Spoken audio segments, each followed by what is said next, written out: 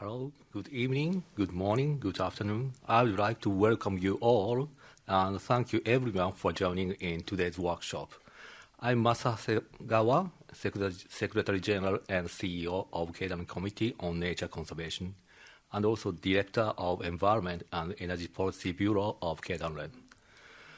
We are very pleased to have this workshop with such excellent speakers and a large number of participants. We have more than 450 registrations for this workshop. We would like to express our sincere gratitude to the Japanese Ministry of the Environment, the governments of the G7 countries, and G7 business communities. As we have already announced, this workshop is part of the activities of the G7 Alliance on Nature Positive Economy, which was established at the G7 Sapporo Climate, Energy and Environment Ministerial Meeting. The purpose of the workshop is to share case studies of technologies and business models which will support nature-positive economies. Today and tomorrow, we will have well-qualified speakers to help us to achieve these objectives. As one of the organizers of this workshop, we sincerely hope that this workshop will contribute to enhance nature-positive efforts by our companies. Now, I would like to start the program. First of all, we have a video message from Japanese Environment Minister Shintaro Ito. The message will start here.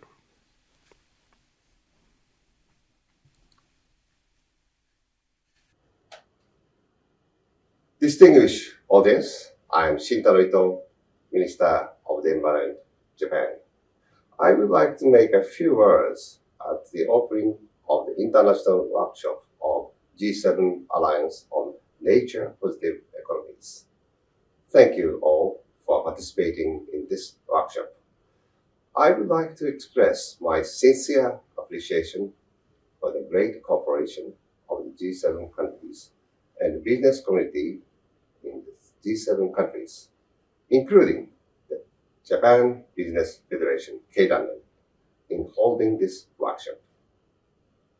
Thank you for your cooperation.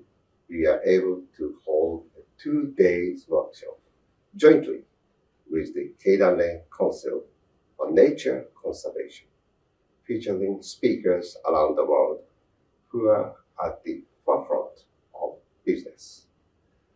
The G7 Alliance for Nature Positive Economies, G7ANPE in short, was established at the G7 Ministers Meeting on Climate, Energy and Environment in Sapporo with the population of G7 countries in this April.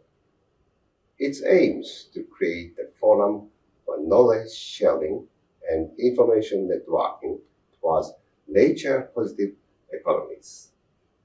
In June of this year, the G7 governments released a discussion paper on information disclosure on nature. On September 18th, TNFD released its recommendations on disclosure of nature-related financial information, to which we believe that our discussion paper provided positive message. This workshop is a follow-up to that, and its title, Workshop on Sharing Business Opportunities. The purpose of this workshop is to share case studies of technologies, products, services, and business models that contribute to nature positive. In order to realize nature positive, it is necessary for all stakeholders and partners, including companies, national governments, local governments, and citizens, to work together to build an economy and society in which action of conservation and sustainable use of biodiversity are actively chosen. We hope that this workshop will be the first step towards concrete activities to realize this goal. The speakers at this workshop are characterized by the fact that many of them are from the business sector, including companies. I take this as a sign of the strong will of the business community to mainstream biodiversity. In addition, we will be recruiting G7ANPE members at this workshop, and we hope that non-G7 governments, business organizations, corporations, local governments, NGOs, NPOs, and so on will actively participate in the alliance. Next year, the G7ANPE will continue its activities under the leadership of the Italian governments, which will hold the G7 presidency next year. Finally, I would like to conclude many remarks by wishing that this workshop will be a step forward for all participants to take together towards realization of nature positive economies. Thank you very much.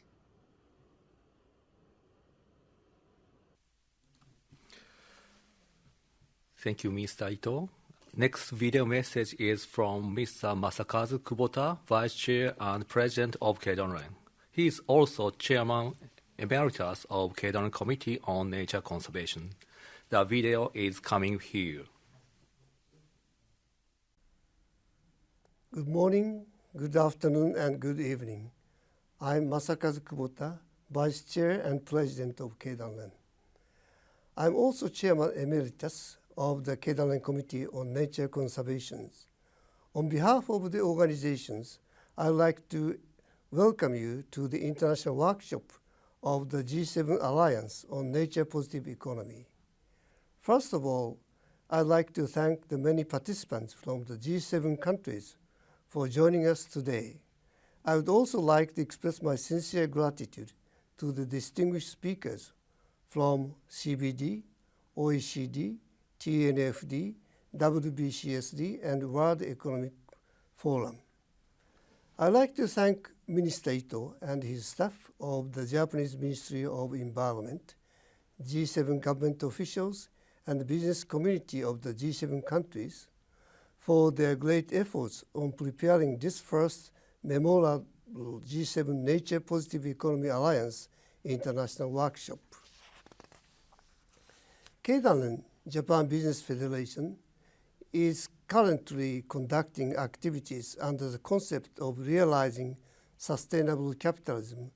The environmental field is one of the main pillars of these activities.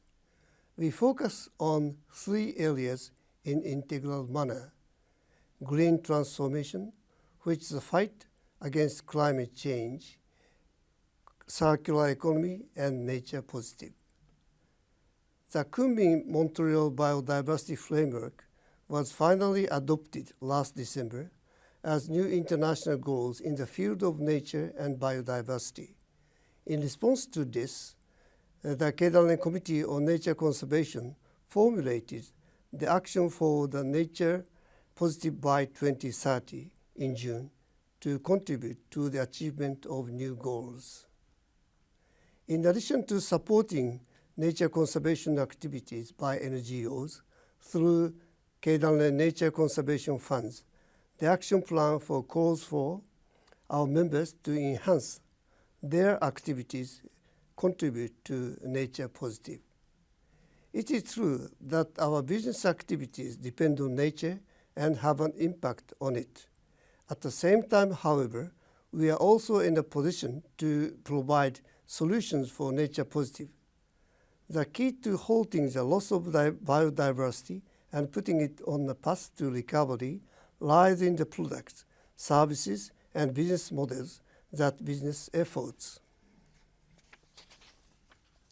With this in mind, today's workshop brings together companies from the G7 countries that are making very advanced efforts. We will also hear comments from the distinguished experts I mentioned earlier. We plan to actively disseminate the results of this workshop at UNFCCC COP28, which will be held in Dubai this year, at the CBD COP16 to be held next year. We sincerely hope that today's workshop will be an opportunity for all participants to gain important insights for promoting a nature positive economy. I believe that this workshop will further strengthen global cooperation to achieve the new international goals. Thank you very much for your kind attention. Thank you, KUBOTA-san. Now we have distinguished keynote speakers on live. The first keynote speaker is Mr. David Craig, co-chair of TNFD. As you all know, TNFD has launched its first recommendations on September 18th in New York. We are sure that the recommendation would be significant impact on business. Mr. David Craig, floor is yours. Thank you very much for the invitation to talk to the G7 Alliance on Nature Positive. I hope you can hear me okay. I'm speaking here from London, but I'm very excited to be actually in Japan next week, where we launch the TNFD at the PRI conference in Tokyo. Craig, along with Elizabeth Remner from the UNDP, we co-chair the TNFD, the Task Force for Nature-Related Financial Disclosures. We were delighted to launch the TNFD recommendations in New York last week, and through a set of events. We're also launched in London and next week in Japan and Geneva. So it's a very exciting time for us. And we're reaching thousands of people in the market through virtual events and engagement to help understand why the TNFD can really support being nature positive. Thank you very much for the honourable speakers that we've just heard on. I don't think I need to repeat why nature positive is important, but what I will do is explain how nature positive is achievable using tools like the TNFD to do that. In the short time that we have here, I'm going to give a very quick summary of what is in the TNFD, what is in the recommendations, and how do we start, and then I'm going to talk a little bit about what's next. TNFD was created 2 years ago with very strong support from G7 governments and also G20.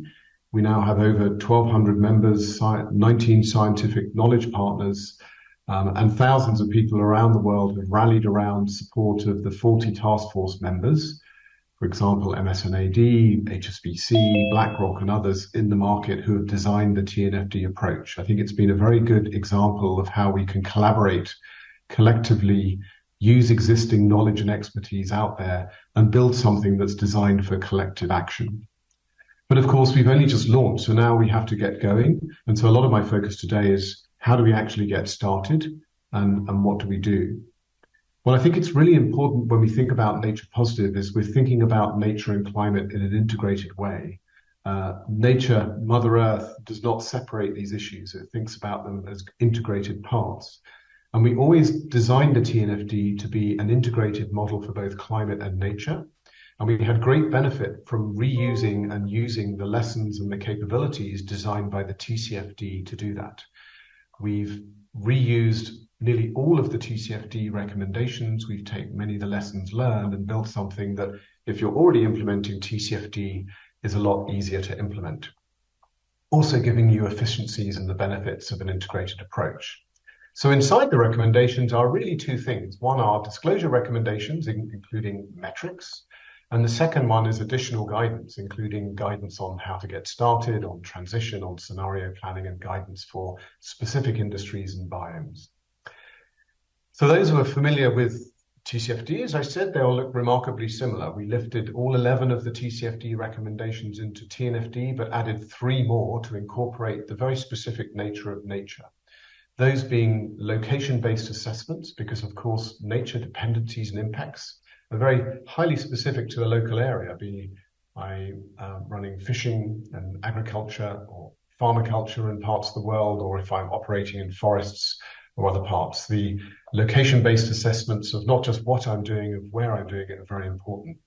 The second part was on the supply chain assessments. We took the learnings from TCFD, we broke down scope 3 into what we call upstream, downstream, and along with direct and finance gives a total view of a business. And also we looked at how companies should assess disclosures for how they involve indigenous peoples, local communities, and societal groups, and how they're involved in the decision-making and processes. Very important when it comes to nature and local communities. The disclosures also, of course, include metrics. As they say, what gets measured gets managed, but we need to be conformant and aligned globally. We've recommended 14 indicators and metrics based on the design work of the task force, and also based on scientific knowledge, for example, the IPBES drivers of harm. So we've grouped those indicators around land and water use change, pollutants released into the water atmosphere or the earth, resources extracted or reused, and invasive species as well. So these have been tested in the market, and we've been able to create a framework that is vastly simple than the thousands of metrics that are available on Nature, that enables us where to be consistent. We've also published a large amount of guidance and tools for users of the TNFD. We've learned a lot from previous exercises, and we've learned a lot from the pilots that we've been running. We've published guidance on where to begin, how to get started. We've published a LEAP, as it's called, assessment guide, how to locate, evaluate, and assess, and then prioritize and prepare my dependencies and impacts, my risks and opportunities from nature. We've released sector guidance and guidance for specific biomes, and we've released guidance for scenarios, target setting, working with SBTN, and engagement with indigenous peoples and local communities. Everything that I've just described is available electronically, is also in electronic forms on our website, and I welcome everyone to take a look at those documents. So what we have created in the TNFD is a tool. It is a tool that will help companies and financial institutions, asset owners, asset managers, move towards being nature positive by assessing their dependencies and impacts, the risks and opportunities from their interface with nature. It's a pragmatic tool. It's been designed by the market, for the market. It's been tested by over 240 organizations across all four corners of the globe engaged in pilots. So finally, what's next? This is about adoption. So of course, we are encouraging adoption as more and more companies test and use the TNFD. We'll get the benefit of people consistently using the same type of data and the same metrics. We're investing in capability building and training. Nature is quite new to many financial institutions, not necessarily so new to many corporates and organizations, but investing in training and capability is really important. And for the last 2 years, we've also invested in capability building around data. We created a data catalyst group with over 140 companies, some established for 30 years, some brand new, looking at new satellite technologies, eDNA monitoring techniques, digital twins and AI. A really amazing and innovative group of technology firms that are really making the job easier for us to look at the state of nature, how we measure our impacts and our dependencies and our risks and opportunities. And we will also be providing further guidance, additional priority industries and biomes, guidance on target setting, working further with SBTN, and on scenarios, working with NGFS and GFANs. And we'll be looking at additional extensions for the TNFD, such as project finance, development banks, and debt. We will continue to work closely with the ISSB on an incredibly important relationship. They congratulated us on the release of the TNFD, and they've committed to consider our input when and if they take on nature as one of the next priorities they may look at. And so our relationship there is incredibly important in aligning to a global baseline. So we have a lot of good momentum. Our 1,200 forum members of the respondents to our survey, around 70% indicated they are going to start adopting TNFD based on financial year 2024 outcomes, which is really encouraging. But we have a long way to go. Some companies have already announced publicly they're going to start using TNFD. GSK from the UK, MSNAD from Japan, Swire Group from Hong Kong, Mirova from France, Ecopetrol from Colombia, just to name a few.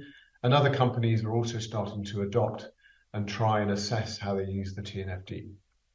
So I think my leading part on being nature positive is, yes, disclosures are important, but it's not just about disclosure.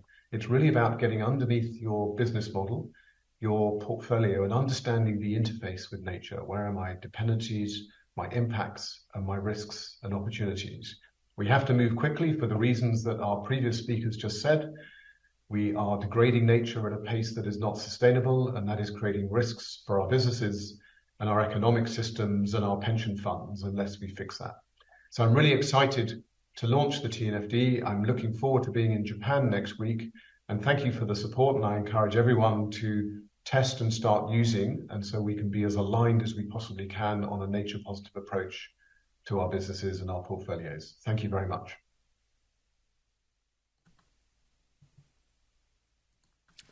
Thank you very much for Mr. David Craig for your very excellent keynote speech. I know, as you mentioned, you will be in Tokyo next month and visit Keidanren. We are very looking forward to talking about the future of TNFD, the TNFD recommendations adoption by Japanese companies at that time. Now, next distinguished keynote speakers is Dr. Karousakis, Katia, team leader of Biodiversity, Climate and Water Division of OECD. Dr. Karousakis is environment economist at OECD, and I believe that she will provide economists and policymakers' point of views to this workshop. Now, I would like to turn things over to Dr. Karousakis. Thank you very much, and thank you so much for the invitation to speak here today at this G7ANPE workshop. It's a pleasure to be here. I do have a presentation, so I will be sharing my screen.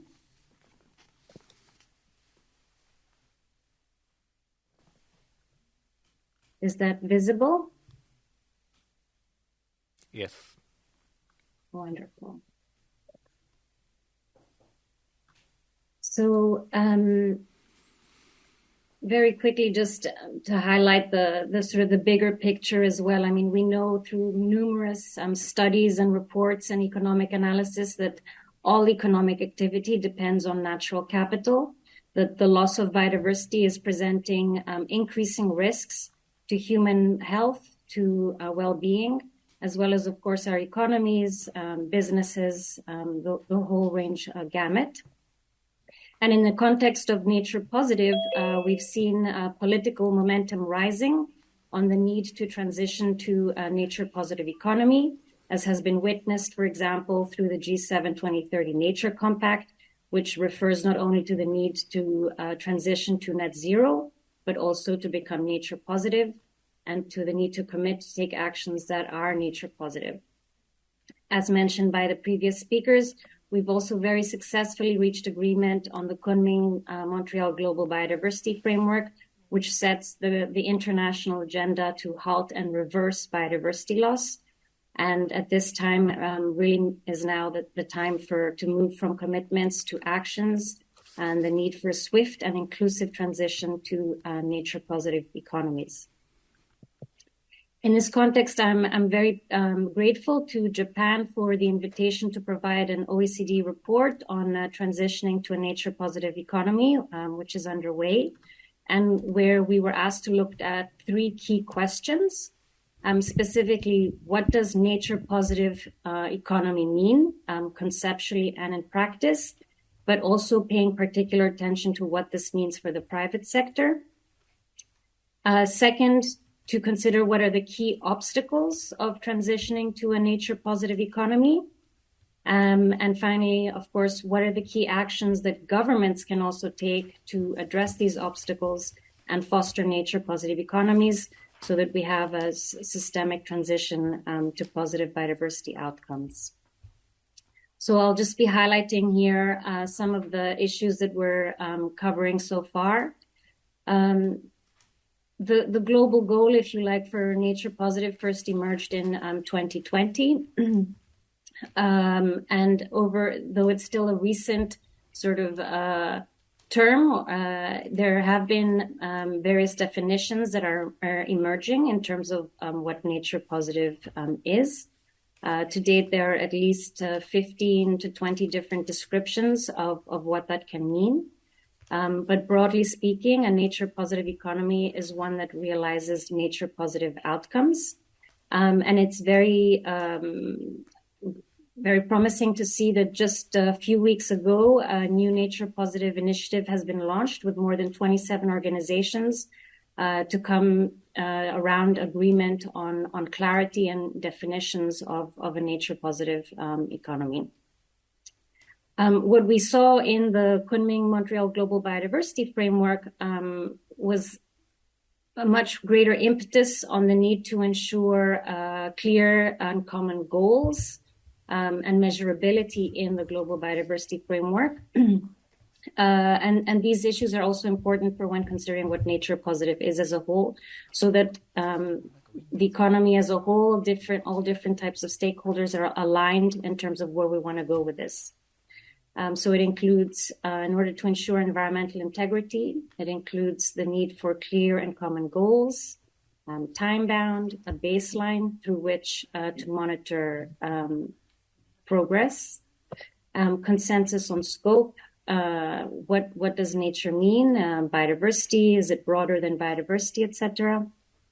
And of course, so that we're all moving in the same direction and a clear understanding, alignment at global, national, sector, as well as company and project level in terms of how to get to nature positive. Well, we're looking at the types of obstacles to achieving a nature positive economy. There are different examples. One, of course, is the need to align economic incentives and other types of incentives more broadly for achieving nature positive outcomes. One of the key underlying drivers of biodiversity loss, as we know, is that biodiversity and ecosystem services are not reflected in the values of our production and consumption patterns due to negative externalities. This is what the Global Biodiversity Framework refers to as the true value, reflecting the true values of biodiversity and decision making, as well as the need for reforming harmful support. Other key challenges include data and information, metrics and measurement, which David Gregg mentioned previously as one of the objectives also of the TNFD and the data catalyst. Some examples provided here in terms of the different types of metrics and how to reach agreement on what is most useful, gaps in terms of data through supply chains, etc. Taking a broader picture in order to ensure that there's significant, ambitious action across all levels, issues associated with competitiveness and distributional issues, and other enabling conditions such as finance, underinvestment in nature-positive technologies, as well as the siloed approaches that have traditionally been taken with regard to nature, climate change, as well as the circular economy. So very briefly, I'd just like to highlight here a few examples for these different obstacles and the types of roles that governments can take to help address these, which will also support the private sector. First of all, the need to align incentives for transitioning to a nature-positive economy. Here we see examples of these different types of policy incentives, whether they are biodiversity-relevant taxes, fees or charges, environmentally motivated subsidies or tradable permits. And based on data that we collect at the OECD in our Policy Instruments for Environment database, we see that while there has been uptake in these instruments over the years, these have tended to plateau. And yet these are key instruments that can reflect the true economic values of biodiversity and decision-making. Of course, the flip side of that is also the need to reform subsidies and other incentives that are harmful to biodiversity. And both of these are, of course, reflected in Target 18 of the Global Biodiversity Framework. in terms of data and information and metrics, there are a number of initiatives already underway, but governments can further support these types of initiatives to enable better information and more harmonized, comparable data. The Task Force on Nature-related Financial Disclosures is one example. SPTN is another. And remarkable, amazing to see the recent work that has come out of there. Governments can also encourage business and financial institutions to set smart targets, so they're specific, measurable, achievable, and time-bound, and to assess and disclose and address biodiversity and nature-related impacts, dependencies, risks, and opportunities.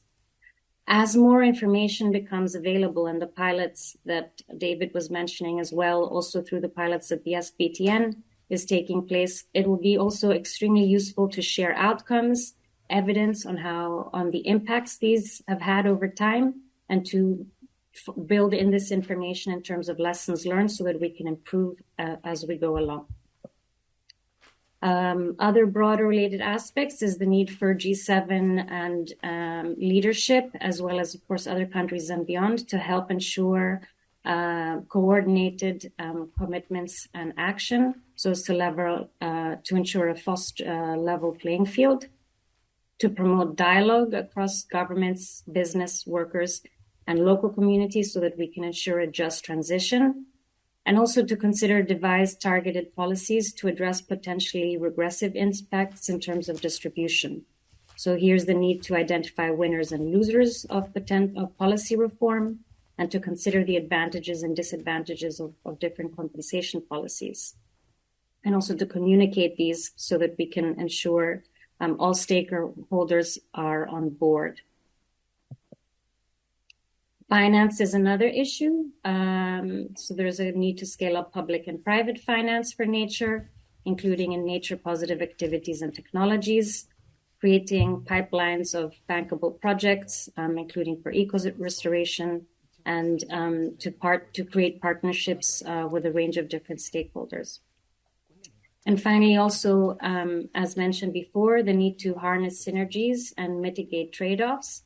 Traditionally, issues nature, climate change, and circular economy have been addressed in a sort of siloed-based approach. We're increasingly seeing the need to address biodiversity and climate change together, and there's momentum building in this direction. But making the connections also with circular economy and resource efficiency is also important. And there are not necessarily only synergies in this regard, but also potential trade-offs, and these need to be addressed in a holistic way. So thank you very much, and I really look forward to hearing the following presentations on the business examples. Thank you.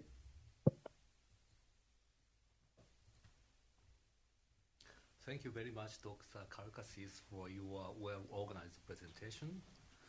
We really understand what we need to achieve nature positive economy for our policy side. Now we move on to the case study session. As you see in the program, we have 4 speakers from various sectors. The first speaker this session is Dr. Masatoshi Funabashi from agricultural sector. Dr. Funabashi is President and Representative Director of SynecO. SynecO is trying to enhance biodiversity through very unique approach so-called SynecO culture. Dr. Funabashi is inventor of this unique approach. After his presentation, small Q&A session will be followed. If you have any questions, please write it either in English or in Japanese using Q&A function. Funabashi-san, now floor is yours.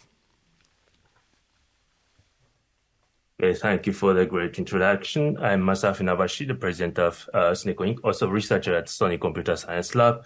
I'm also doing professor at Kyoto University, so I have several backgrounds. And I also have PhD in physics and veterinary medical scientist as well. So everything is in me to talk about biodiversity and how we can make use of it. Well, today's topic is about the SynecO Inc.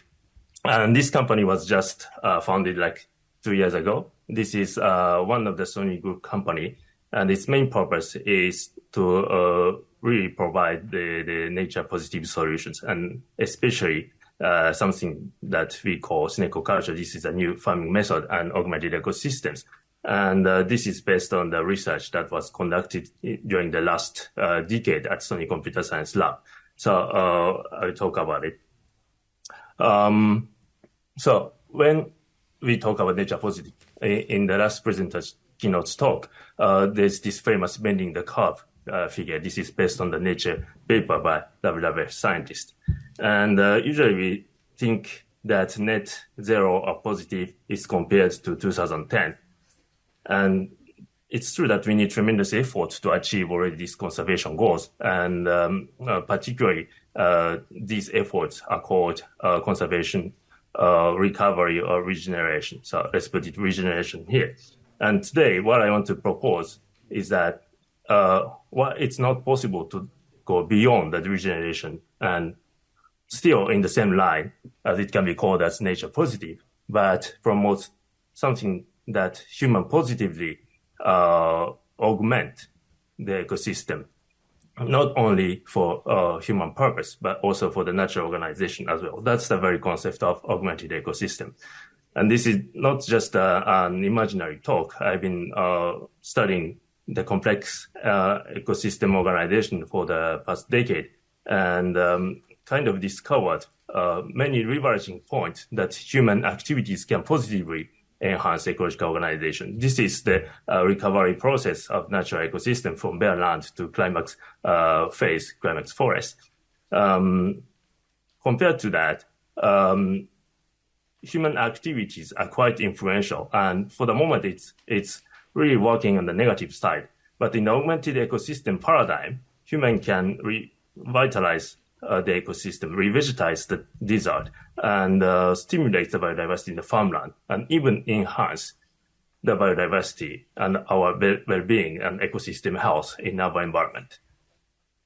And for today, I only have like 15 minutes, so I cannot talk everything. But if you're interested in a solid scientific basis, here is a more professional reference. And particularly, please look at the paper published in one of the Nature partner journals, and it's more comprehensive, and I hope you understand better after listening to these things. And we have a bunch of reference if you look at the site of Sony CSL and also UNESCO's Complex System Digital Campus website, also the Kyoto University's Research Division Social Common Capital and the Future, that is also my affiliation.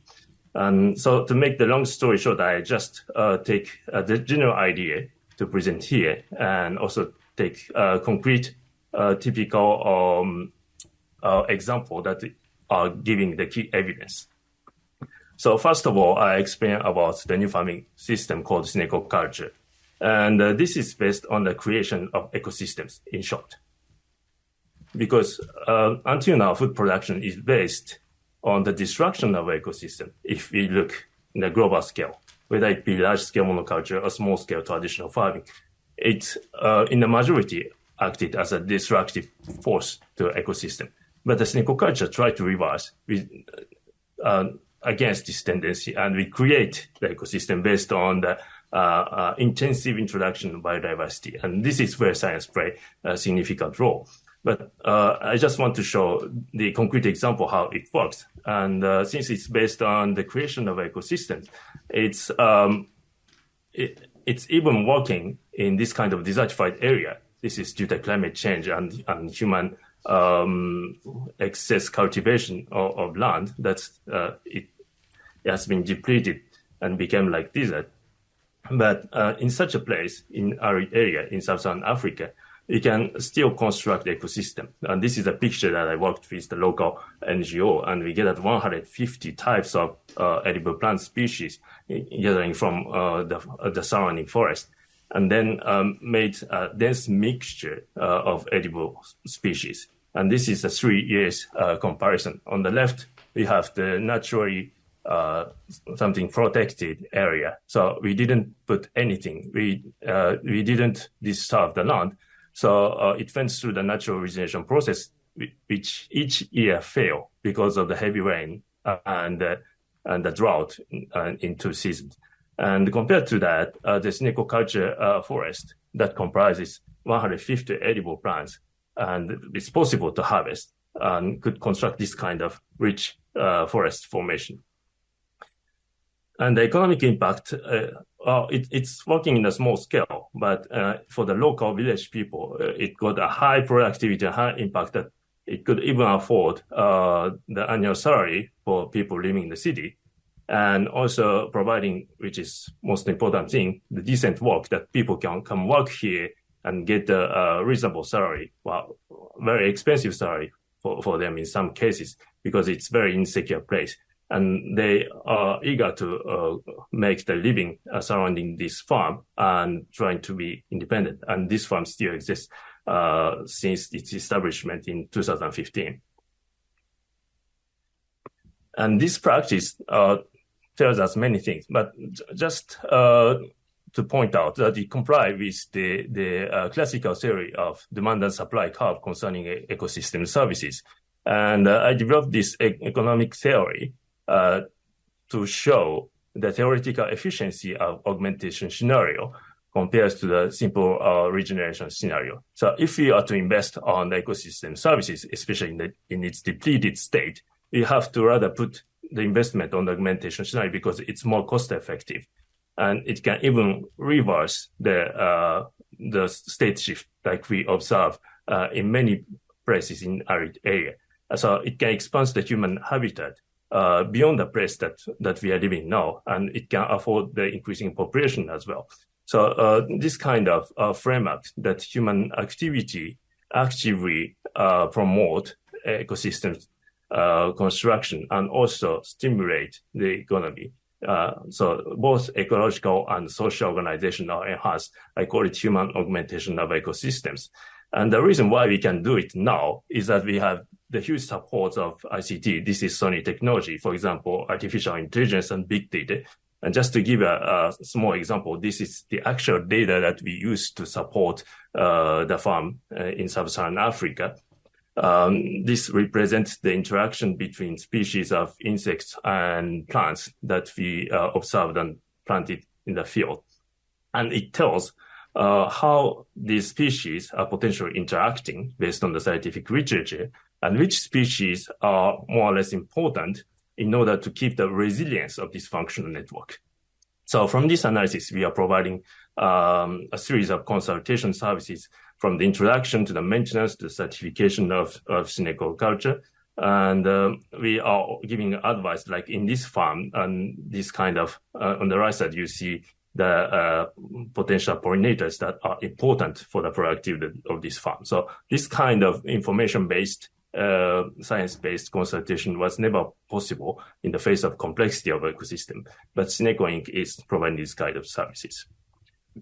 So taking the story in a broader context, we are really in the urge of regenerating and augmenting ecosystem worldwide. So this is the potential area that SynecO culture could be introduced, and especially colored with its priority. So Africa, South America, India, China, and Eastern Asia, and the Pacific are the major market. Well, I wouldn't say market, but a major area that we aim for the contribution.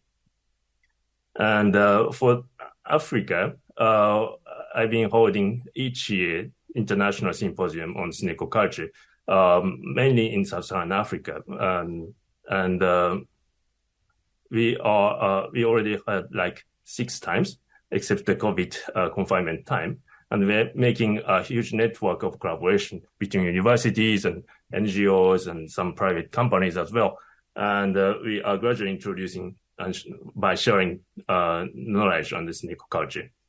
And for the scaling up, we are trying to make a kind of multi-stakeholders collaboration scenario. So for the research side, so initial introduction on the research side is based on the open source that was supported by Sony CSL and other UNESCO projects, and also local NGOs is taking charge of the management of the local farms. And in partnership with the business side, with local distribution companies, and also for the quality assessment, SynecO is trying to provide certification in the continental scale. So this kind of value chain is quite difficult to establish in Africa, but we are facing a huge challenge that will really reverse the biodiversity landscape of this continent. And we are even thinking more leveraging technologies, such as combining with the solar panel. So it's providing renewable energies, and underneath there's a shadow. So we can easily cultivate many plants using SynecO culture. And since we have the abundance of solar energy, we can provide electricity to make the robot move to harvest and manage the ecosystem and also irrigate the land. So this kind of combination between human activities and renewable technologies are making essential components of human augmentation of ecosystems. So now I'm talking about China. So this is also a huge continent that we have to introduce nature positive solutions.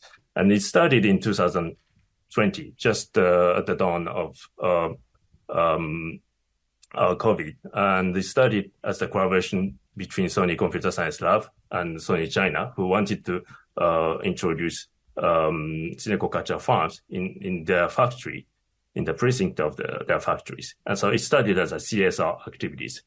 But it attracted so many people's attention that they are considering serious business now. And SynecO Inc. is now providing consultation to help support local professional farmers to produce with SynecO culture.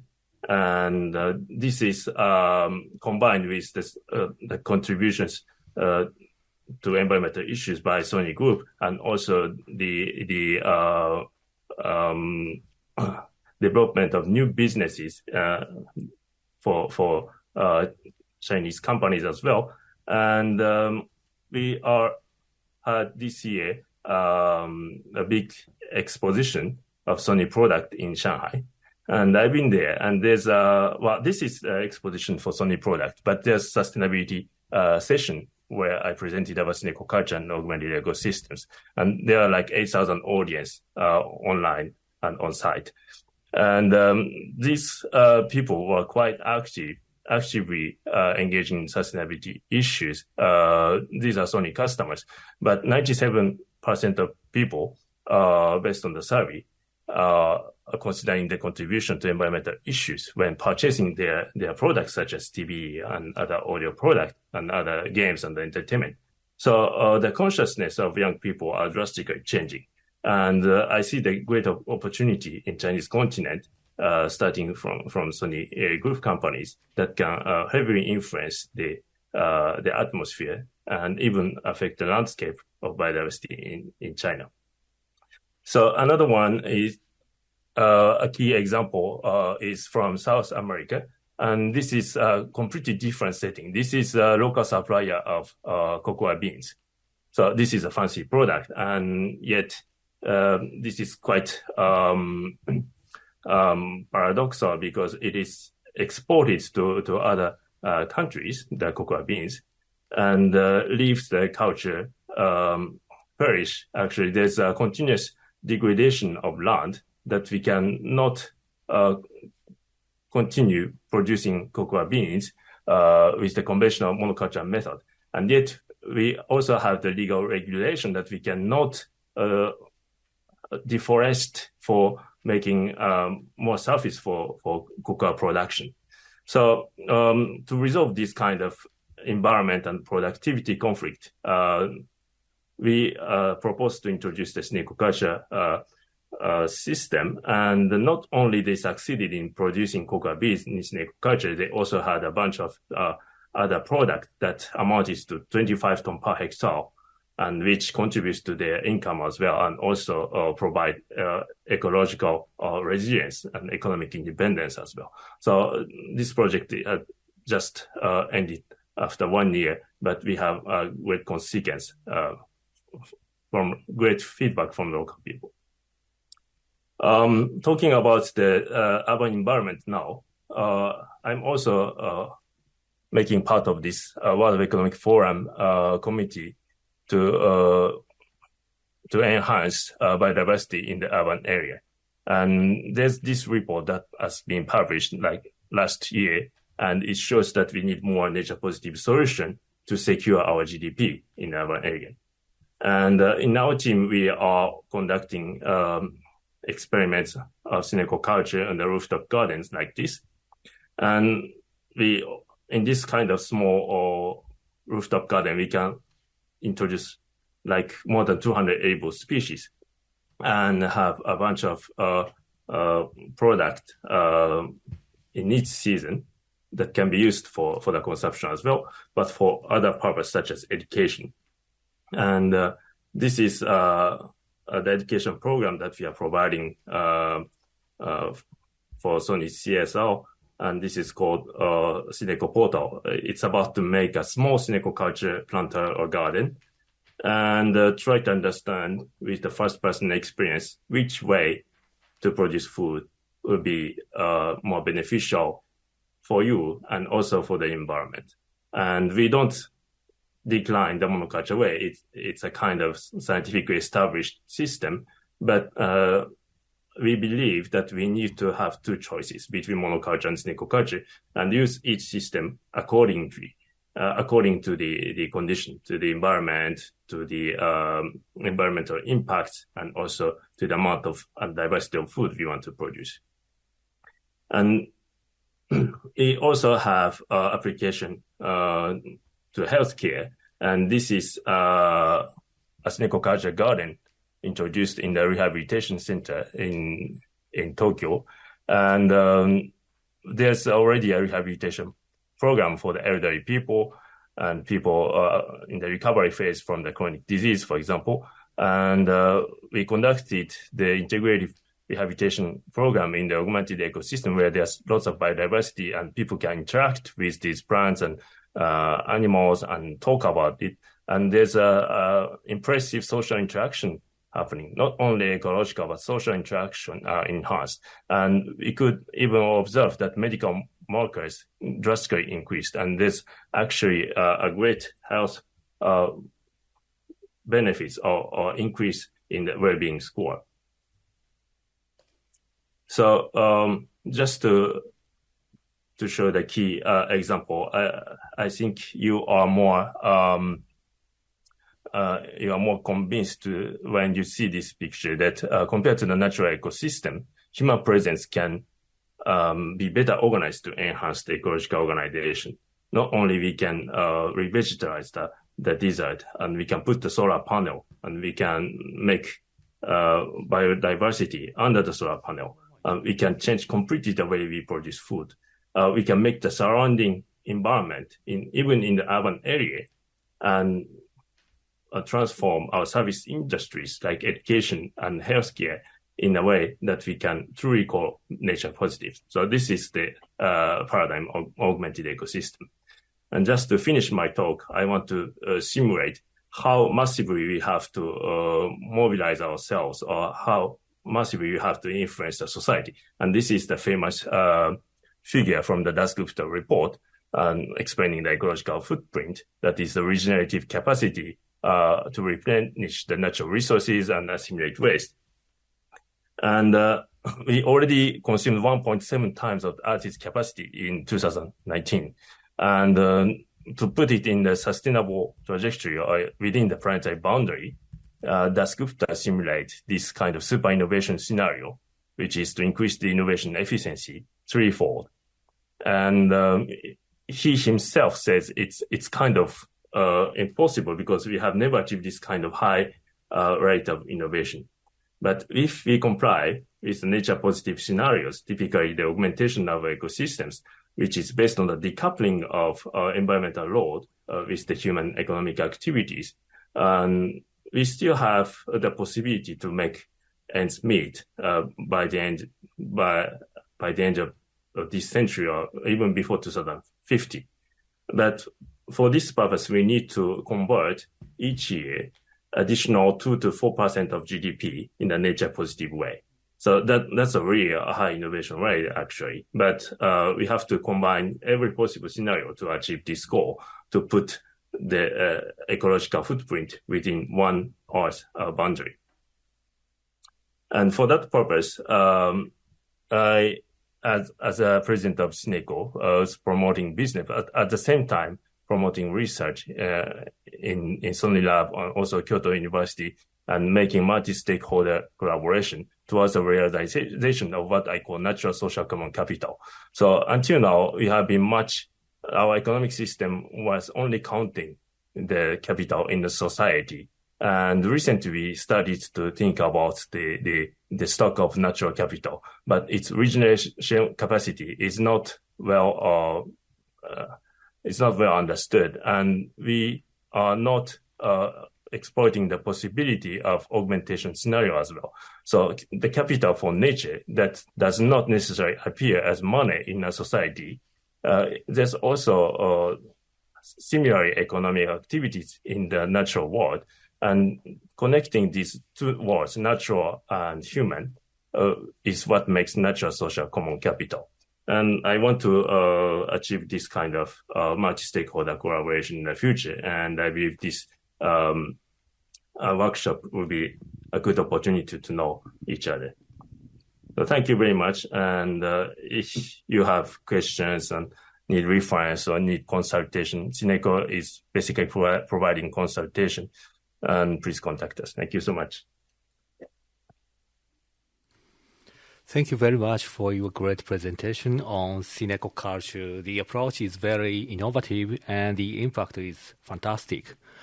Also, I thank you to the audience very much for the questions to Funabashi-san. We have 3 questions on the Q&A functions. I would like to pick one due to the constraint of time. The question is, how does your SynecO culture differ from regenerative, maybe a conventional agriculture practice? That is a question for you. Yeah, thank you. Well, SynecO culture, at least it's completely different from conventional practice because it's not based on monoculture. It's a mixed polyculture with high density of crops and typically more than 200 edible plant species. And we don't put any fertilizer or chemicals like pesticides. And we don't plow land. So no tillage, no fertilizer, no chemicals. So that's making difference. And in comparison with the regenerative practices, well, it's hard to define regenerative practice because there's a diversity there. But as far as I understood, most of the agriculture practices are based on the experience and also the design principle. Well, except for the monoculture method that is, of course, based on the scientific knowledge. But the strong point of SynecO culture is that it is based on the science of complex systems. And it's not just based on my experience. It's based on the systemic study on ecosystem that has been accumulating for at least the last 100 years. And today we have the accessibility to this massive scientific knowledge that we can compile it to make a better interface to manage the complex ecosystem in its full complexity. And it has never been possible. If I were to create a new natural farming method, for example, I have to live for many years. Like if I'm doing 50 years of farming, the summer only comes 50 times. But scientific knowledge and other sensing data that could come from satellite or drones or other people, citizen science, can be accumulated by billions of people every year and in very different agroclimatic situation. And that's the potential or richness of information that we want to harness and make use of it for the augmentation of ecosystem in the SynecO culture. So that was a quick answer, but I really invite you to read some of the articles if you're interested. Okay, thank you, Funabashi-san, very much for your answer. Funabashi-san, if you don't mind, please respond to other 2 questions using the Q&A function directly or individually. Thank you. Then I would like to move on to the next speaker. We have Mr. Martin Huxtable from Unilever. All of people in this floor know Unilever is one of the largest consumer goods and food companies in the world. Unilever is also known as a leading company in the field of sustainability. Mr. Huxtable has long experience in supply chain field at Unilever. I believe this presentation will be very informative, especially big companies which has long supply chain. After his presentation, we will have a Q&A session again. If you have any questions, please write it in either in English or in Japanese using Q&A function. Mr. Huxtable, now floor is yours. Great, thank you, and thank you for the opportunity to present to the Alliance on Nature Positive Economies. So yes, basically Unilever is, as you heard, a very large corporate. Our brands, we have over 400 brands, but 14 of them are brands with a turnover of over $1 billion. And the important thing is that those brands touch the lives of and have the possibility to touch the lives of over 3.4 billion people in the world every day. And Unilever has a central purpose of making sustainable living commonplace. To do that, Unilever has devised what we call the Compass strategy. And this Compass strategy sets out how we will drive our purpose to make sustainable living commonplace. And there are three main elements of improving the health of the planet, improving people's health, confidence, and well-being, and contributing to a fairer, more socially inclusive world. So as you can see, this is an integrated strategy with people and planet at the heart of it, basically. Within that Compass strategy, we have understood that nature is a material risk for us, our business, and the environment, basically. So investing in nature is something we take extremely seriously and is embedded in that Compass strategy. And you've seen within that there are a number of programs and commitments that are embedded in the strategy towards nature and people, and obviously for the objective of making a nature and people positive future. And those are really about ensuring that we have a deforestation-free supply chain, that we help protect and regenerate 1.5 million hectares of land, forests, and oceans by 2030, that all of our materials are sourced sustainably, that our ingredients will be biodegradable by 2030, and importantly, that we bring people with us in empowering farmers and smallholders to protect and regenerate their farmed environments. And we're also looking at water stewardship programs across 100 locations in water-stressed areas. This is all underpinned by the launch of a new innovative fund called our Climate and Nature Fund. And this is a €1 billion fund that we've launched in 2021 to underpin all of the Compass commitments and enable us to drive the impact that we want to see. And essentially, that's the important piece, I would say, is that we are centrally focused on impact, basically. So how do we do this? Well, first of all, we work in our supply chain on things like sustainable sourcing, deforestation chains, and empowering farmers and smallholders. And one example of how we do that from an innovation perspective is really embracing technology for sustainability. So we're really quite serious about leveraging technology to help us scale transparency and traceability of our value chain. This really is already starting to help us enable a unprecedented view of visibility over that critical first mile of our supply chain using satellites, imagery technology, AI, and other solutions. And this helps us to monitor our value chain in more real time. And ultimately, we want to be able to predict change so we can act as soon as possible.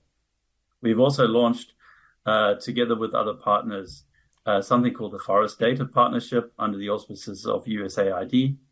And this really will also help us drive consensus around the most important layers, digital layers that we need to leverage across industry, across governments to help protect and regenerate nature. Of course, as I said, our currency is impact, and we are making sure that we drive that impact by ensuring a deforestation-free supply chain.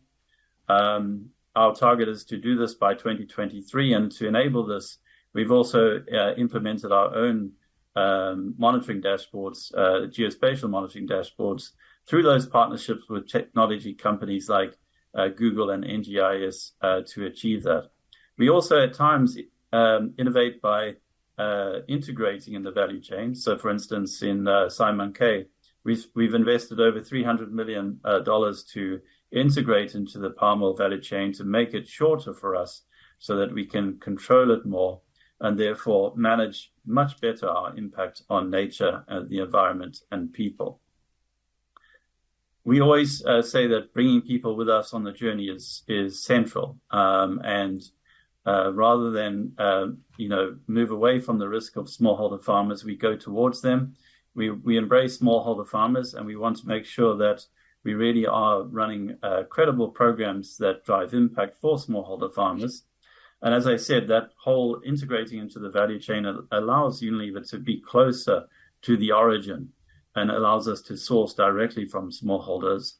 And then we can invest in programs that help to empower them and to manage in a sustainable way. So that's how we work inside our supply chain. Just a few examples. Obviously, it's more complex than that, but we also then work in our supply chain, around our supply chain, and go beyond our supply chain to help protect and regenerate land, forests, and oceans. And I'd like to spend more of the time going through some of our programmatic approach to that. The first approach, which we really are supporting and driving across the industry, is a landscape approach to protection and regeneration. Where we've been pioneering in landscape approaches since 2017. And we see this more and more as a very strategic way to drive at scale production, sustainable production, protection and regeneration of critical ecosystems, and the enhancement of livelihoods for people who live in these critical landscapes. So we've started working, first of all, in Southeast Asia, naturally aligned to our footprint in palm oil. And these programs, as I say, focus on all of those elements of forest protection and restoration, but also enhancing people's livelihoods like smallholders and indigenous people and local communities. And it does it through multi-stakeholder forums. And it brings together the public sector, the civil society, and other business operators and people in those landscapes to drive common solutions, basically. And we also work on the codes of practice and impact monitoring frameworks within those landscapes as well, in a collaboration with other companies. So what are landscapes? Well, basically, it's about, as I said, bringing together all stakeholders within a place to achieve a shared vision of sustainable development. It means bringing together all those stakeholders I mentioned, like government and civil society, to better manage resources at scale and understand how development and nature can go hand in hand together. And the recognition of this, the central recognition of these approaches, is that no one organization or company can do this on their own, and we all need to be doing this work together. We have these 5 landscapes so far that we've invested in Sabah, Central Kalimantan, Aceh, North Sumatra, and Jambi. And we are obviously working in those in a multi-stakeholder, in each one of those in a multi-stakeholder way to drive impact. Some of those impacts are, for instance, 200,000 hectares of natural ecosystems are being protected. Trees are being planted, smallholders are being certified. So the whole ecosystem within those landscapes is being focused on and drives that impact for nature. We like to bring it to life for people as well. So I will share some links with you as well. But we have a Reimagining Landscapes report that we've issued. And the report is a very detailed report of the work that we've done, our experiences, and some of the contributions of all of the partners to this work over the last 5-6 years, basically. So it's a wonderful immersive view of how the private sector can partner with civil society and the public sector to drive impact. There's also a Google Earth storybook that you can delve into, and I will show, perhaps if there's time, I will show you that later. But this is what it looks like, and it allows the average person to explore landscapes for themselves through Google Earth and go and look at what's happening on the ground. And it's an immersive sort of double-click experience, as we would call it. And you can go in and see all the various impacts and projects and programs and people that are helping us drive impact in these landscapes. But we're not stopping there, and we are definitely looking for ways and means to collaborate to allow us to go faster and further in driving impact for nature. And as I was mentioning earlier, we had launched this Climate and Nature Fund, which we see as a tool which looks at our material risks and where we have impact in our supply chain, and also where we can drive value, also for our business and consumers. And the intersect of those two is formed by the Climate and Nature Fund. And through this €1 billion investment that we'll make by 2030, we'll seek to drive projects to accelerate across the board of the compass, the decarbonization, regenerative agriculture, which the previous speaker did mention, and also the protection and regeneration of nature. And one of the first investments of our Climate and Nature Fund, in fact, well, I think it was the first, in fact, was our investment in nature through an innovative new approach called the Rimba Collective. Interestingly enough, the Rimba Collective has already started to win awards, won the Nature-Based Initiative of the Year award through the environmental finance reporting. So we're very proud of its first start, and we see a great deal of opportunity for these types of approaches in the future. So it's a very innovative approach, as I would say, and it shows how we're using the Climate and Nature Fund to scale our impact, basically. The innovation here is that the Rimba Collective is working with a number of founding partners, ourselves and a number of other consumer goods companies who've come together to form this collective. And the collective basically invests money that is proportional to our palm oil footprint to invest those funds into nature, into high quality, verified and expertly managed conservation and restoration projects and programs. And its central objective is to protect and restore 500,000 hectares of forests across Southeast Asia, and also to support over 32,000 people living in forest frontier areas. So it's built for permanence. It's a fund that is meant to cut across 25 years and builds a portfolio that not only delivers protection and restoration, but also other benefits like biodiversity benefits and benefits for community livelihoods. So for us, it really presents a lot of wins in that it helps us to drive large scale. It drives cost efficiency of investment. It also de-risks because it's a portfolio approach. And really importantly is that it enables really strong storytelling. I think I can't overemphasize that enough. We as a consumer goods company need to be able to tell the consumer the story of what we're doing so that we bring them with us, basically.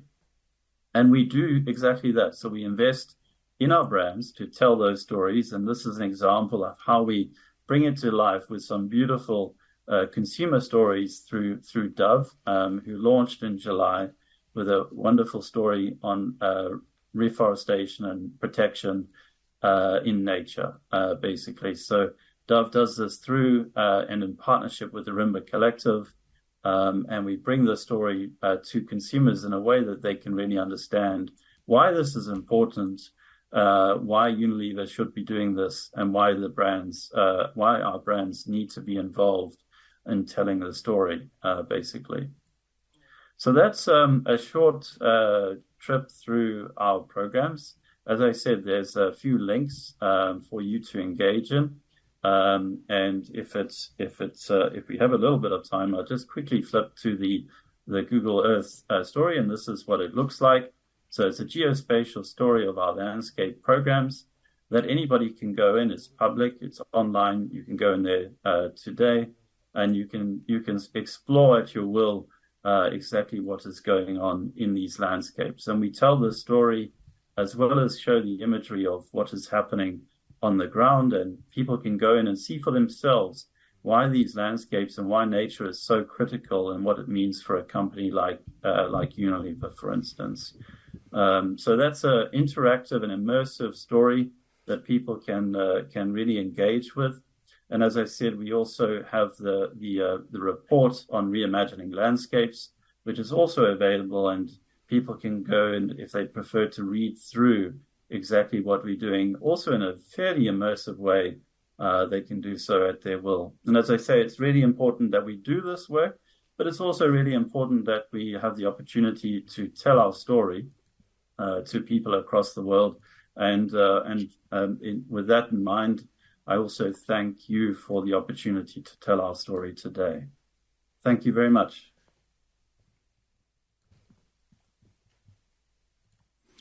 Thank you very much for your presentation on Unilever's effort for nature and people positive future. And Google Earth is also very interesting tool. It would be really helpful for us. We have maybe 2 questions from Flora. Because of the time constraint, I pick just one question. The question is,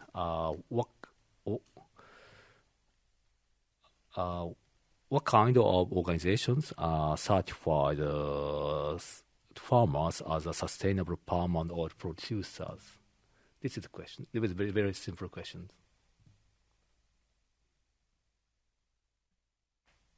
Yeah, I think I understand the question. So what kind of organizations?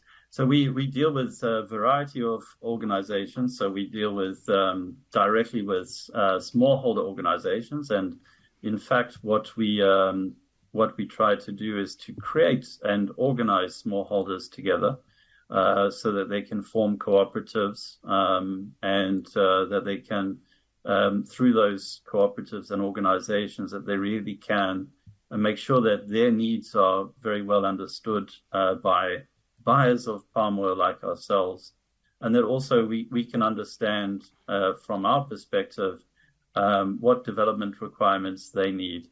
And it's so important to understand what the farmers need, and because what their needs are helps us to translate how we can manage their needs and therefore the needs of the environment around them. And of course, farmers and smallholder farmers are some of the most important stewards of the land in the world. There's between 2 and 3 million of them in palm oil, and of course, many of them in other commodities as well. And these are critical players at the frontier of forests and nature. So working to build farmer organizations is something that we find quite critical and support in our work, basically. I hope that helps if I've understood the question properly. Thank you. Thank you for your answers. Mr. Huxtable, if time allows, please respond to other questions using the Q&A function directly or individually afterwards. Thank you. Thank you. The next case is on power sector. Ms. Claire Barret from EDF in France. Ms. Barret is a senior biodiversity advisor at EDF. I feel that generally power sector heavily depends on nature as same other sector do. We are very interested in how EDF integrates biodiversity issue in its corporate strategies. After her presentation, we will have a Q&A session. If you have any questions, please write it using Q&A function. Now, I would like to turn things over to Ms. VARRET. Good morning or afternoon. Do you hear me well? Yes. Okay. Thank you. Thank you for your invitation and to be here today. I will give a testimony of a corporate. I work in EDF, which is a major player in the energy transition, working in production, transport, distribution, trading, and services on electricity. EDF Group has developed a diversified production mix based on nuclear energy, hydro, thermal, wind, and solar. EDF infrastructure have been built and managed in accordance with the regulation. The energy sector is largely regulated, and until 2000, the stake was to comply to the regulation. In 2014, the French government developed an initiative to push business to go beyond regulatory actions and to commit to voluntary actions. So since 2014, EDF regularly committed to a voluntary plan of actions, which has been publicly released in two initiatives called Act for Nature International and Entreprises engagées pour la nature. The next commitment for EDF Group for the period 2023 to 2025 will be released early October this year. These commitments are based on 4 pillars.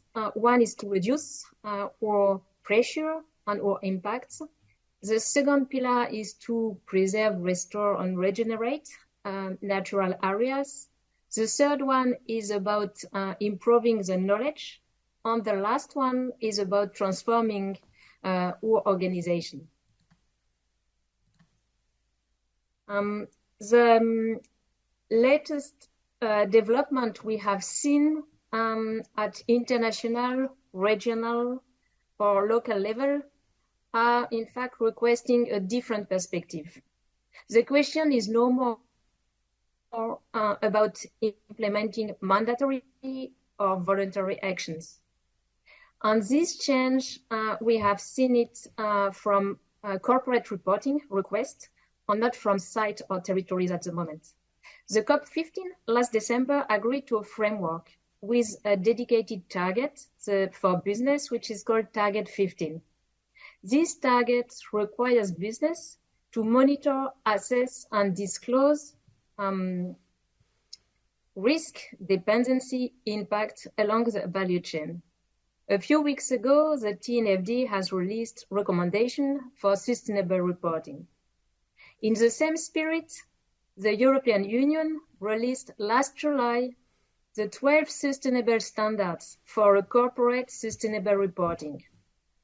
For each topic, there is a request to disclose material dependency, impact, risk, and opportunities along the value chain again.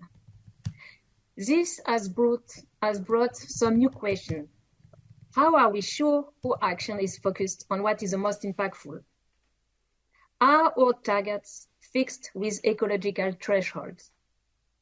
What are the risks our organizations will face regarding global changes? How can we switch to the traditional side-by-side assessment to a corporate view?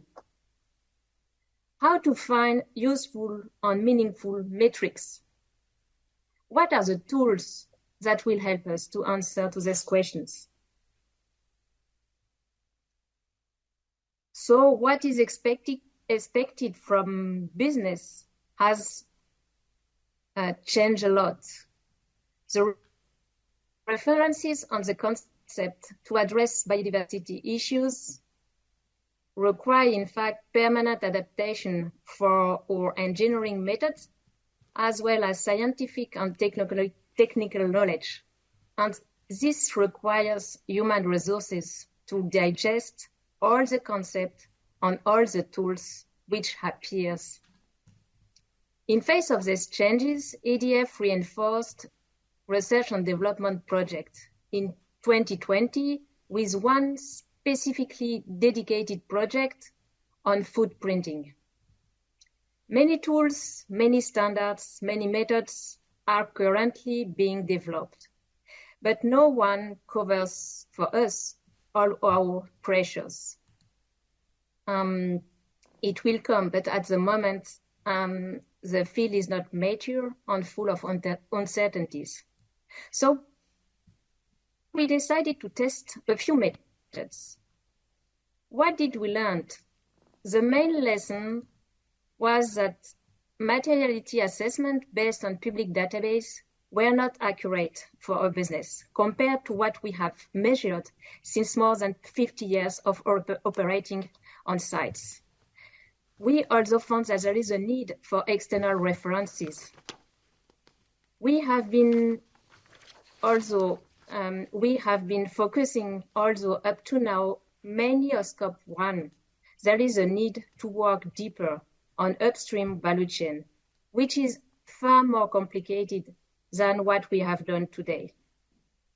So we need sectoral approaches, even subsectoral, and implemented by utilities and developers of these methods. Where do we want to go? What do we want to achieve? With which trajectory? What does that mean for a company to participate to a nature positive world? So to answer to all of these questions, we will not find it alone. So you will find here some illustration on initiative helping to define targets or these concepts. Or more closely in France, with a national platform for business on biodiversity, animated by ORE, which is a French focal point of the GPBB since 2013. So it's many questions, but I wanted to share it with you so that we need, in fact, to work together to find the answers. Thank you for your attention, and I will give you back the floor.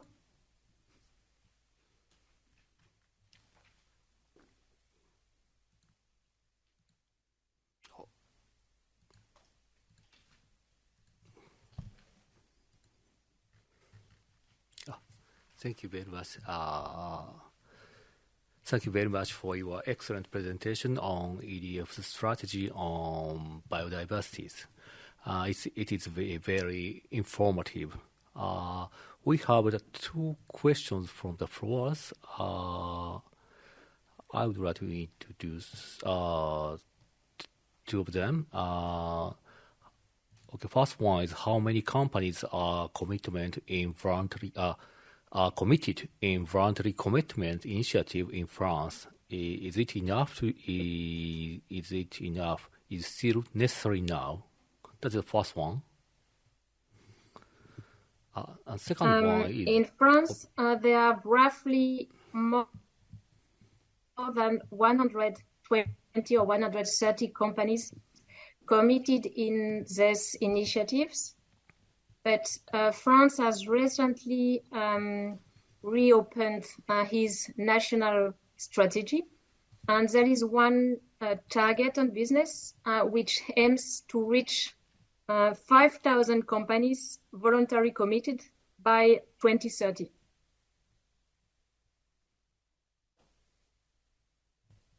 Thank you very much for your answers. We are running behind the schedule, so we just only one question. So thank you, Ms. Vary. And please answer to, if time allows, please answer to the questions using the Q&A function directly afterwards. 次のスピーカーで The next speaker is from construction sector. The speaker is from SHIMIZU Corporation Executive Officer, Ms. KANEKO Mika, and she is also Director of Environmental Strategy Office. And just like power sector, generally speaking, construction sector also depends on nature. And today, she is going to talk about the solution offered by SHIMIZU, which is called UE-NET. Just like SynecO presentation, this is going to be a very innovative and unique technology presentation. It is going to be highly interesting, and we are going to have a Q&A session at the end. So if you have questions, please use Q&A function to post your questions. Now, Ms. KANEKO, please. Thank you very much for the kind introduction. Thank you very much for giving me this valuable opportunity today. I would like to talk about the urban ecological network simulation system, UE-NET, that SHIMIZU offers in urban areas. I am Mika KANEKO. I am the Director of Environmental Strategy Office of SHIMIZU Corporation.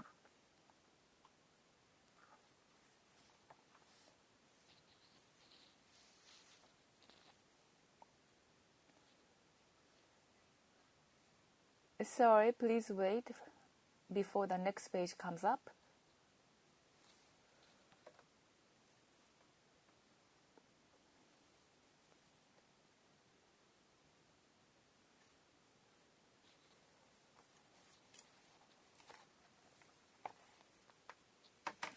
Thank you for waiting. First of all, let me briefly introduce the company, SHIMIZU Corporation. It was established in 1804.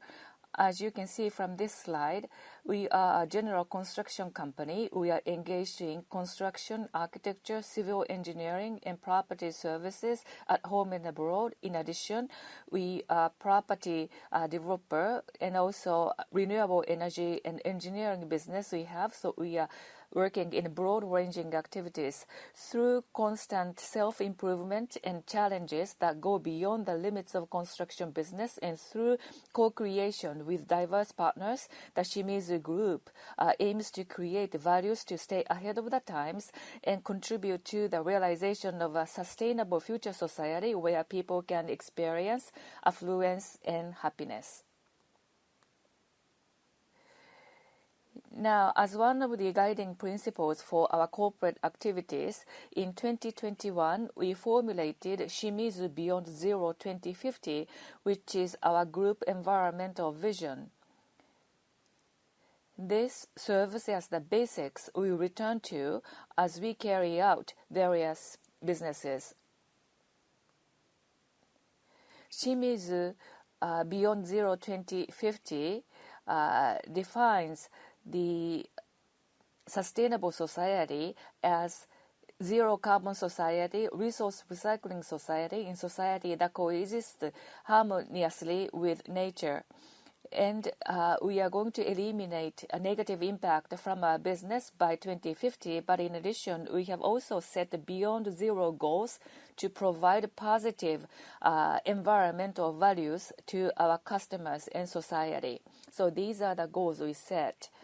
Now, the positive values in society coexisting in harmony with nature is a contribution through the introduction of green infrastructure. Under the concept of green infrastructure plus, we are trying to return abundant blessings of nature to local communities. UE-NET that I will introduce today is technology to provide evidence to form urban ecological networks and contribute to Beyond Zero. We are going to contribute to the provision of positive environmental values.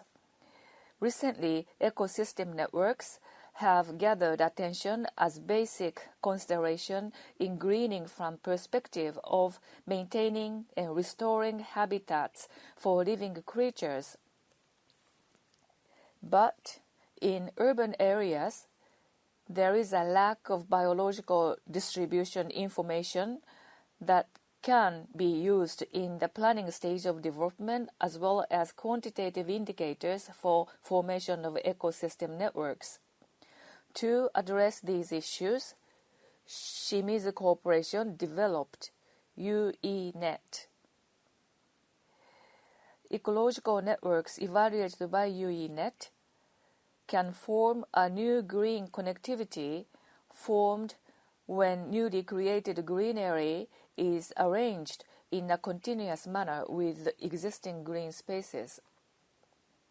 UENet is a system which uses high-resolution data from artificial satellites and HEP, namely Habitat Evaluation Procedure, to quantitatively and visually analyze and evaluate the suitability of habitability, in other words, for index organisms in the environment surrounding a project site.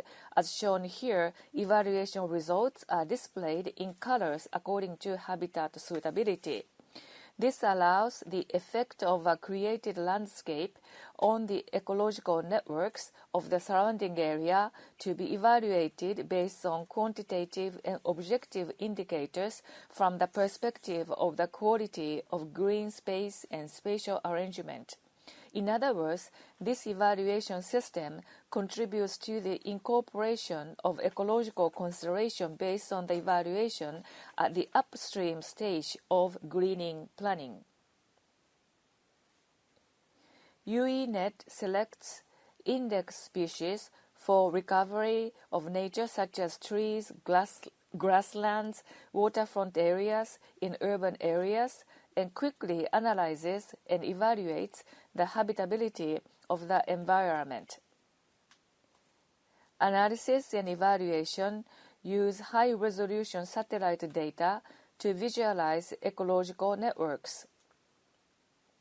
We can also simulate ripple effects of greening on the surrounding area. I will give you procedural details later on.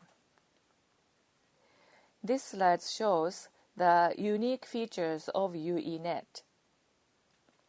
Attempts to quantitatively evaluate ecological networks are increasing recently, but conventional evaluation has focused on new landscapes placement and size and new landscapes effects within.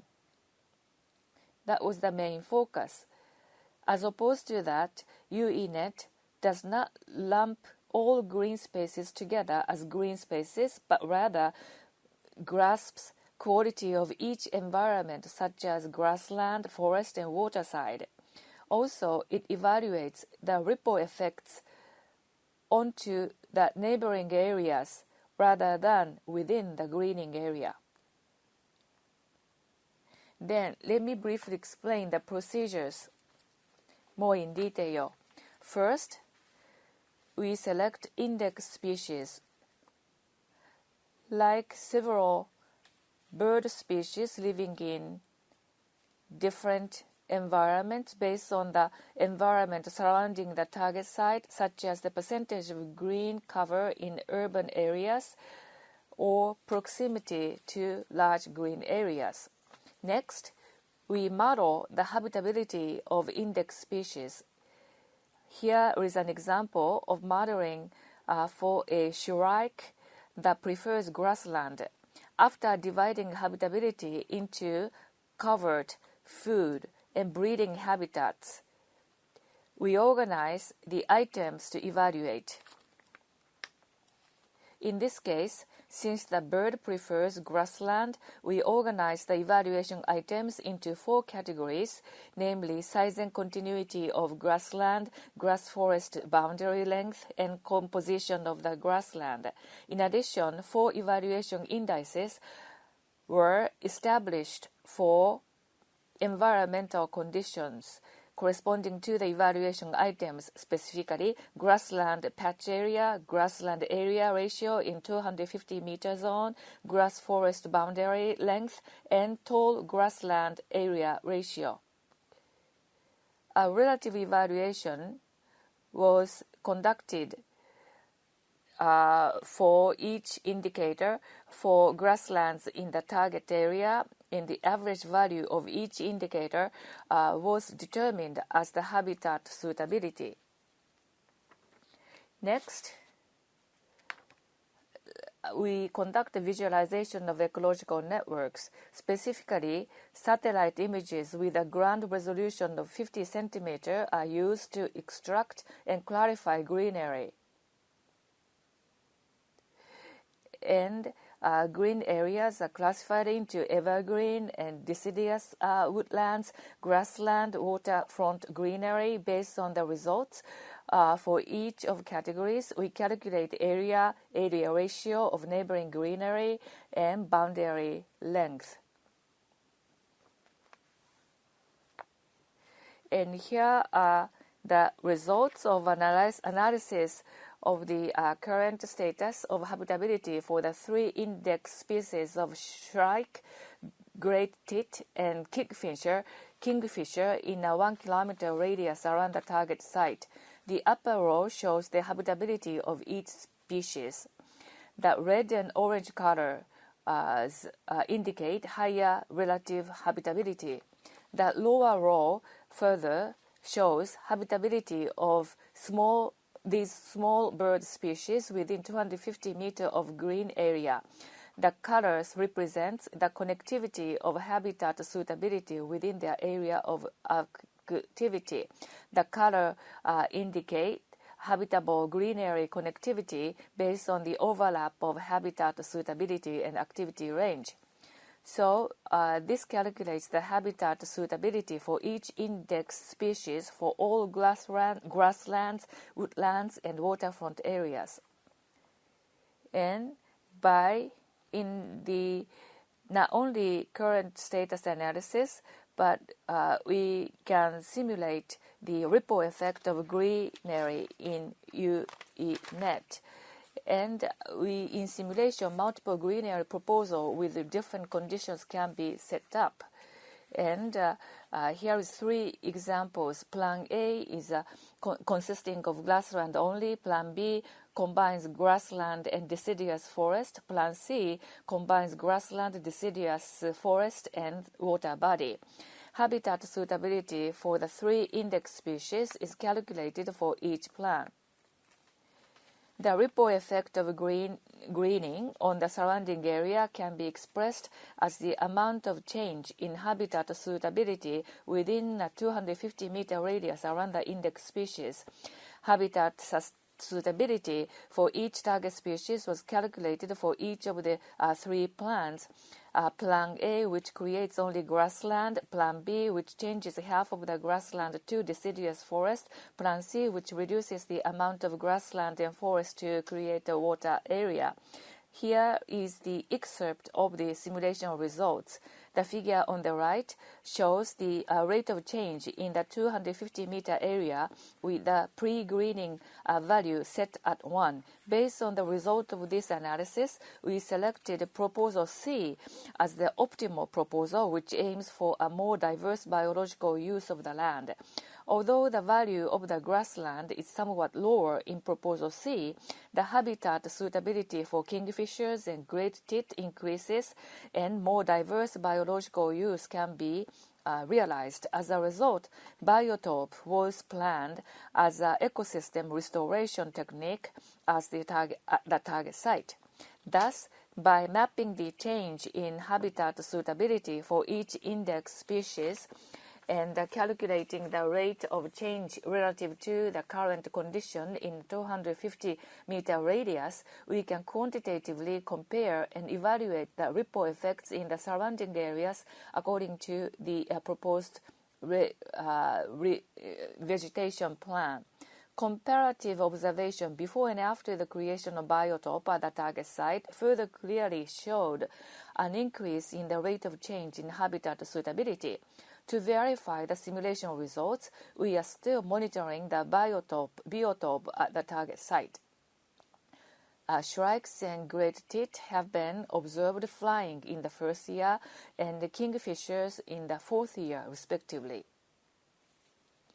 To date, UENet has been used in a number of urban development projects and area management projects.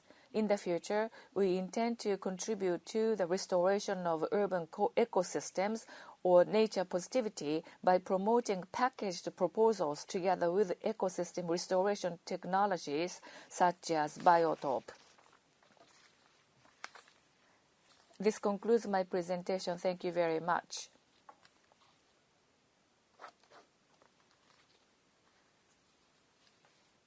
Ms. KANEKO, thank you very much for very easy to understand and clear and very useful presentation.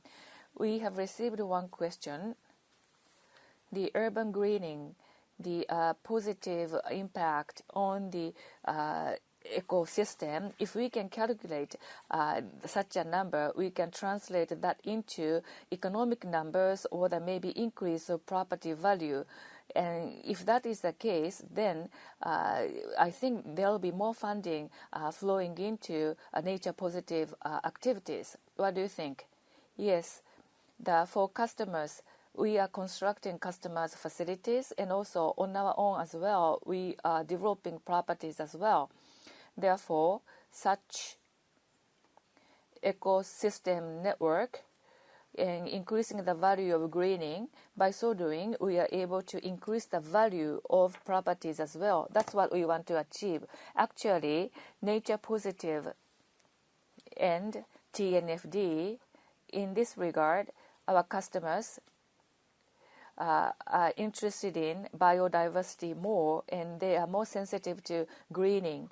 I think we see a growing interest in those areas on the part of customers for the past 1 or 2 years. We can propose green infrastructure, and also we can propose greening.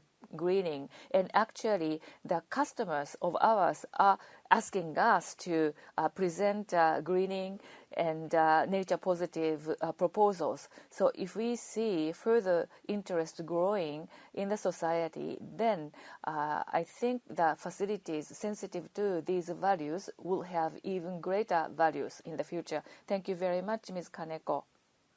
We'd like to wrap up today's session. We have Ms. Nicole Schwab from World Economic Forum. World Economic Forum published a report on biodiversity and economy in 2020. Ms. Schwab is in charge of Nature-Based Solution Division at World Economic Forum. From the viewpoint of experts, she will deliver the wrap-up comments on today's session. Ms. Schwab, now floor is yours.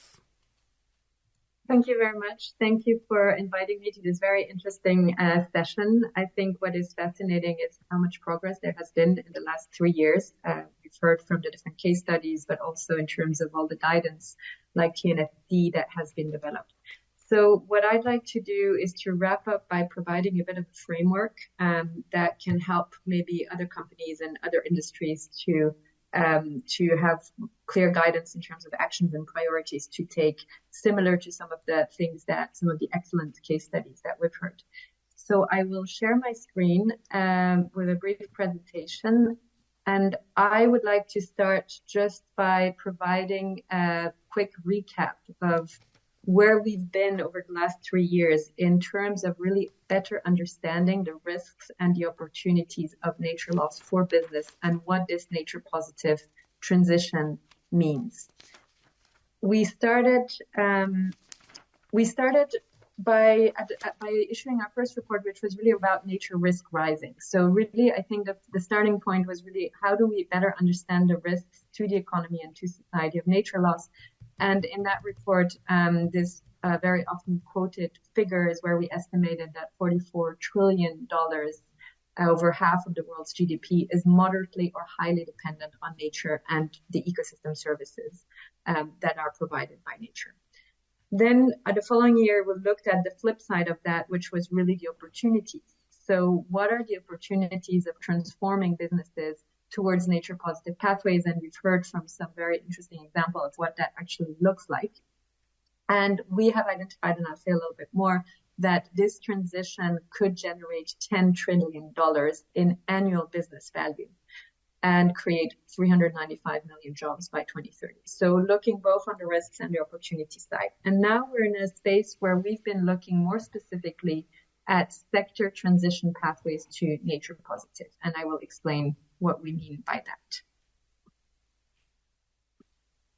If I can, okay, sorry.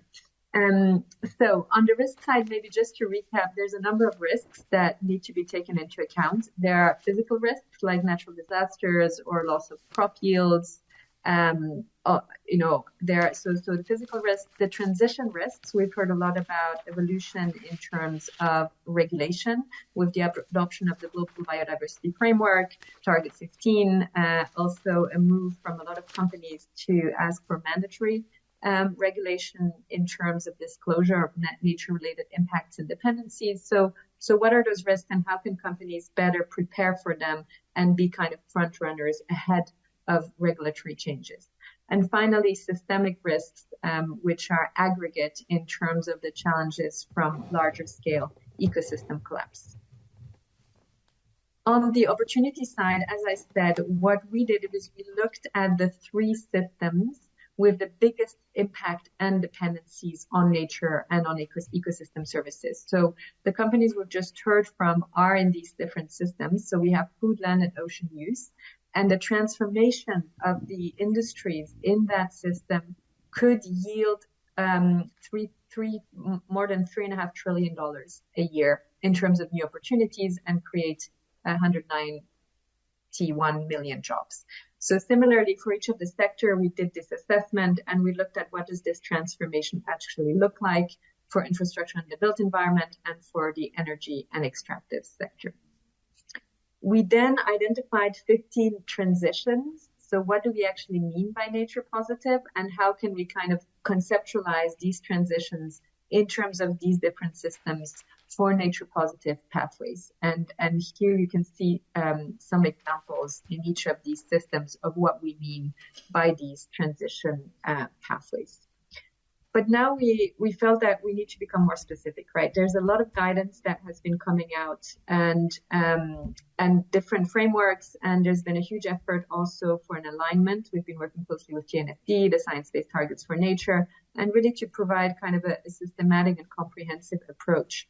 And this is where this kind of framework is coming in as a basis for, like it was a reference point for companies that we are adopting. Really looking at the assessment and disclosure, which we've been talking about a little bit more. So how can a company assess its nature-related dependencies and impacts, and then disclose them? And that's where TNFD, obviously, and also the SBTN are providing the guidance of the metrics of what can a company look like. Now, the next step, of course, is the commitment in terms of the targets. But then there is really, I think, this blue section, which I want to talk about a bit more and which we've been hearing about in the case studies, is about transform. So what does the transformation of the business model look like in order to diminish the impacts and dependencies and to create new business opportunities? So it's really in that transform space that we see very interesting opportunities. One of the previous speakers was talking about innovation. That's where innovation comes in. And that's where a lot of examples are coming up of some very interesting developments that can help us to transition to a nature positive economy. So what we have done is to assess this transformation, we've been looking at 12 sectors in collaboration with Business for Nature and the World Business Council for Sustainable Development. We're using a common framework, thinking about how can companies in each of these industry sectors kind of really understand how do they assess their main impacts and dependencies, but then can we identify 5 priority actions for each of these industry sectors to transform towards nature positive?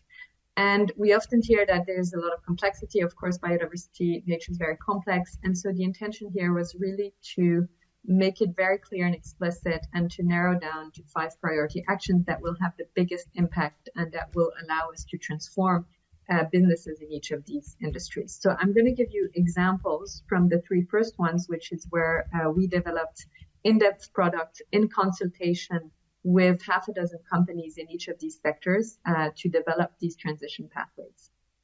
So first for the chemicals industry. So in the chemicals industry, so what we did for each one of them is we looked at impacts and dependencies in terms of water usage, but I mean, everything having to do with the water cycle.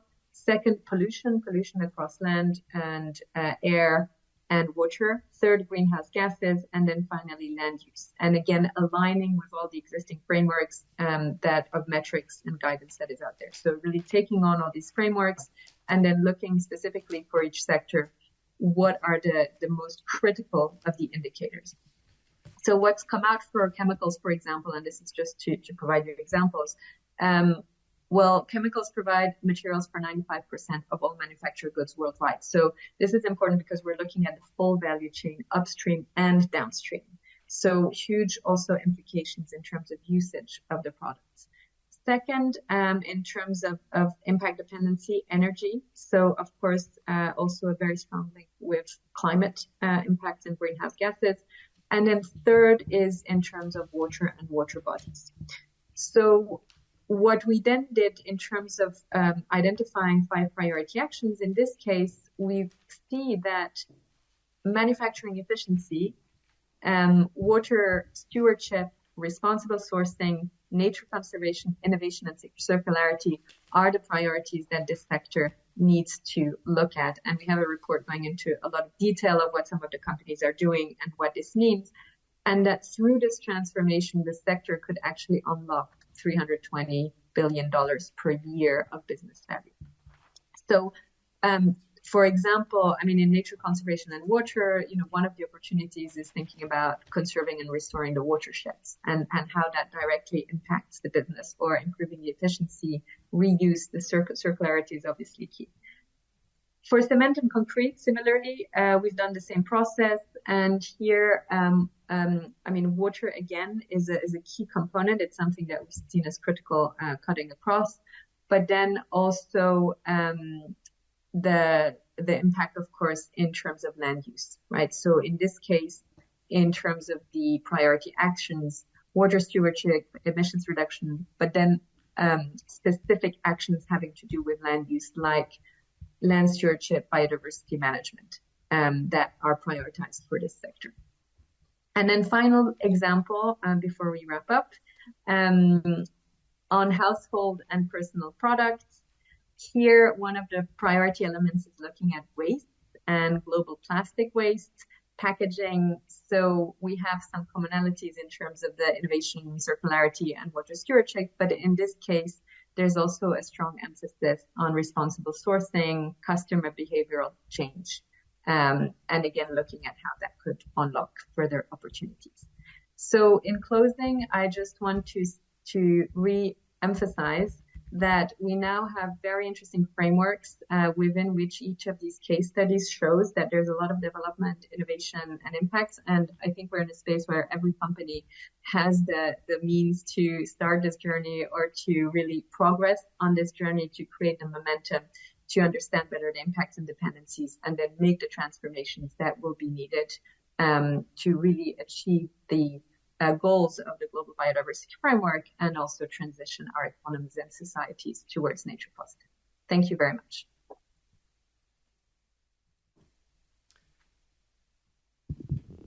Thank you very much for your great comment, providing the framework on the business opportunity. It is very insightful. Before concluding today's session, we have some announcement from G7 Secretariat from Ms. Naoko HAMASHIMA. She is a director of Japanese Ministry of Environment, who is in charge of biodiversity at the ministry. Naoko, please make announcement.